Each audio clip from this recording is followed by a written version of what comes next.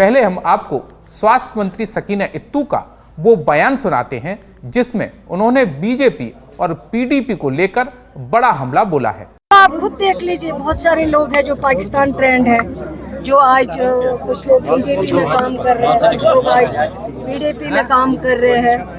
तो ये तो उनका मतलब उनकी जमात जो है उन्होंने उनको भी काफ़ी अहमियत दी है, चाहे वो इखवानी हो, चाहे वो पाकिस्तान ट्रेंड हो, चाहे उनके ऊपर कितने भी कत्ल करने का इल्ज़ाम हो, तो जमात। उन्होंने अपने बयान से बीजेपी और पीडीपी पर बड़ा आरोप लगाया है। दरअसल इस पूरे विवाद की शुरुआत अलगाववादी नेता यासीन मलिक के एक दावे से हुई, जिसमें दावा किया गया कि केंद्र सरकारों ने लंबे अरसे तक उससे संपर्क बनाए रखा, जिससे कश्मीर के मुद्दे को बातचीत के जरिए सुलझाया जा सके।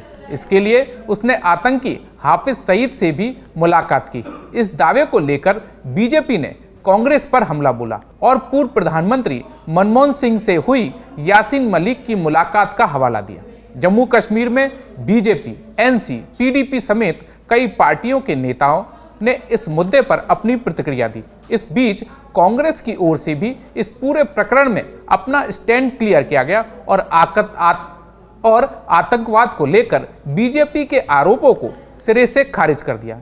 इस बीच महबूबा मुफ्ती की केंद्रीय गृह मंत्रालय को चिट्ठी का मुद्दा बन गया, जिसमें महबूबा मुफ्ती ने यासीन मलिक को लेकर हमदर्दी दिखाते हुए राहत देने की मांग की है। जिन्हें आइडेंटिफाई किया था यासीन मलिक को, तो मुझे लगता है अब आज उस सियासत में हम ना जाके, अगर वो दिल से चाहती हैं कि यहाँ का जो अमन है वो बरकरार रहे और सही में लोग अमन के रास्ते पे जो आना चाहते हैं उनको एक मौका दिया जाए, तो मुझे लगता है कि बिल्कुल देना चाहिए, लेकिन इसमें सियासत कम हो। सबसे बड़ी दुख की बात और शर्म की बात है कि कांग्रेस के रजीम में एक